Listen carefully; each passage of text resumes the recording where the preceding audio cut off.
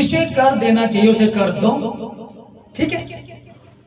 जो सरकार का वो सरकार को दो, जो प्रभु का वो प्रभु को दो। भाई अब टैक्स देते तो हो, अब बिजली का बिल देते हो, हाउस टैक्स देते हो, पानी का टैक्स देते हो ना, तो जा रहा ना चीनी पे, पत्ती पे जो सामान आप खरीदते हो उस पर टैक्स पीछे से ही आता है। तो टैक्स पहले से ही हम दे रहे हैं। हम जिस देश में रहे हैं उस देश के जो संविधान है उसके अधीनता में हम हैं, हम उसके अधीनता में उसको फॉलो कर रहे हैं। पर बात अगर कई बार ये आती है, तो मैं एक कुमार विश्वास एक कवि हैं, उनसे पूछा गया, वो कहने लगे कि अगर मेरे सामने एक तरफ भारतीय संविधान हो और दूसरी तरफ हमारे जो धर्म ग्रंथ है हिंदुओं के वो हो, तो मैं 4 सेकंड भी नहीं लगाऊंगा, मैं एकदम संविधान को चुन लूंगा।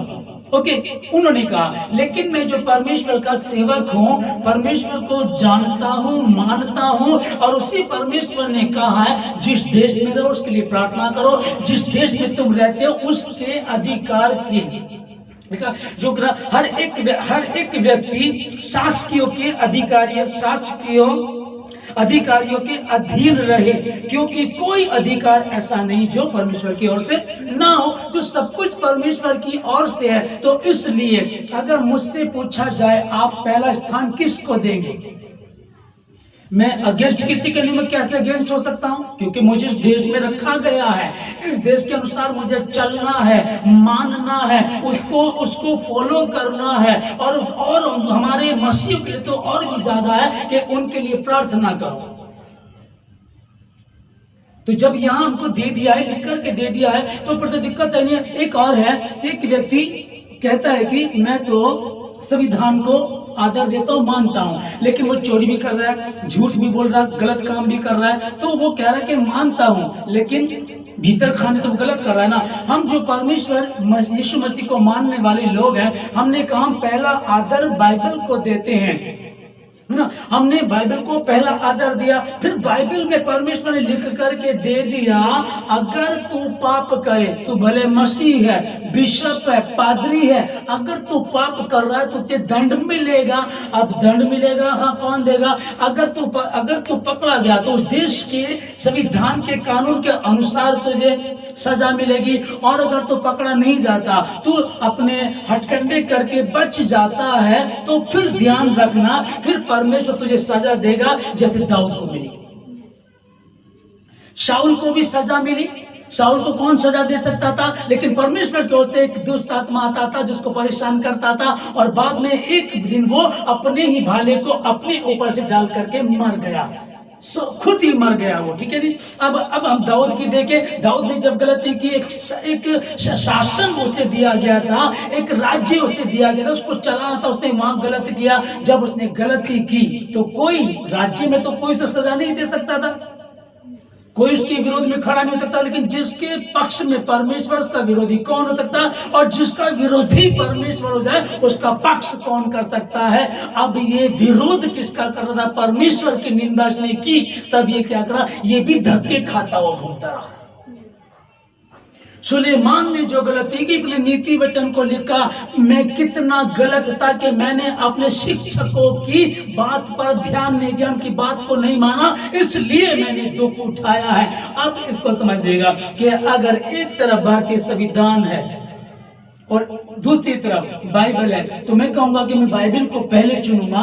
कारण क्या? बाइबल को पहले चुनने का कारण यही है कि मेरा परमेश्वर मुझे कह रहा है हमें ईमानदारी से चलना, शासकों के अधीन रहना है, हमें टैक्स भी पे करना, उनका आदर भी करना, गलत काम नहीं करना। गलत करेंगे तो सजा मिलेगी, और सही करेंगे तो तू सराहने योग्य सराया भी जाएगा।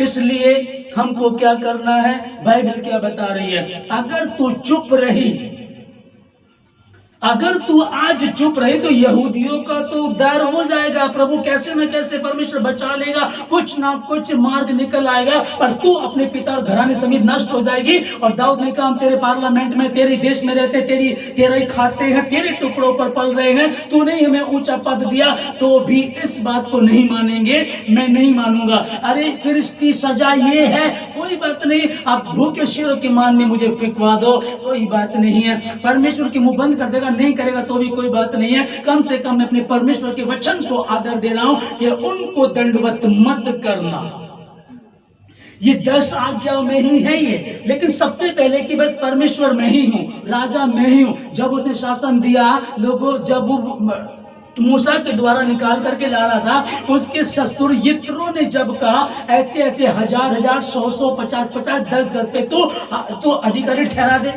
विद्वान जो लोग हैं उनको ठहरा दे, लेकिन वहां राजा कोई नहीं था, राजा परमेश्वर ही था। हालेलुया। तो परमेश्वर का धन्यवाद सारी बातों के लिए। और हम अपने देश भारत के लिए प्रार्थना करें, अपने भारत के लिए प्रार्थना करें, पुलिस प्रशासन के लिए प्रार्थना करें, जो हमारे नेता प्रधानमंत्री है, मुख्यमंत्री है, उन लोगों के लिए प्रार्थना करें। इसे काट दो जरा। सर्वशक्तिमान परमेश्वर आपका धन्यवाद देते पिताजी सारी बातों के लिए, आज की सुबह के लिए, सुंदर समय के लिए, इस पवित्र वचन के लिए प्रभु मैं धन्यवाद देता हूँ खुदावन। अपने लोगों के लिए, जितने भवन में, जितने ऑनलाइन सुन रहे हैं, जितने भवन के आसपास सुनते प्रभु, सबों के लिए मैं धन्यवाद देता हूँ परमेश्वर कि आज का वचन जब इन्होंने सुना प्रभु जी, ध्यान से सुना, उसको समझा, उसके अनुसार चलने वाले बने और अपने देश के लिए परमेश्वर एक अच्छे मसीह साबित हो, ताकि वो सराहे जाए, सम्मानित हो। खुदावन आप सहायता करें कि हम जो मसीह लोग हैं प्रार्थना करें परमेश्वर, पुलिस प्रशासन के लिए, अपने अधिकारियों के लिए, नेताओं के लिए, बड़े से लेकर प्रधानमंत्री से लेकर छोटे नीचे तक जितने भी हैं, उन सबों के लिए प्रार्थना करें। हे प्रभु, उन सबों को बुद्धि दे, ज्ञान दे, समझ दे, और अच्छे से प्रभु जी वो लोग तेरे काम को कर सके, अपने देश को चला सके। परमेश्वर तेरी योजना उनके जीवन से पूरी हो।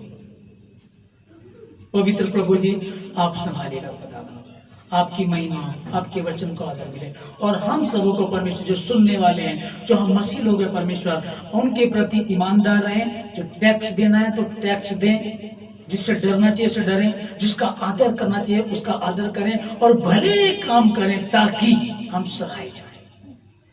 मैं प्रार्थना करता हूं हर व्यक्ति के लिए खुदावन, यदि कोई गलत है तो वो सही हो, और जो सही है वो और ईमानदार बने। आपकी योजना सबों के जीवन से पूरी हो। राजेश, मैं आपका धन्यवाद देता हूँ सारी बातों के लिए, धन्यवाद सब बातों के लिए, धन्यवाद के साथ सारी आदर में मैं आपको देकर प्रार्थना यीशु मसीह के नाम से मांगते हैं, आमीन।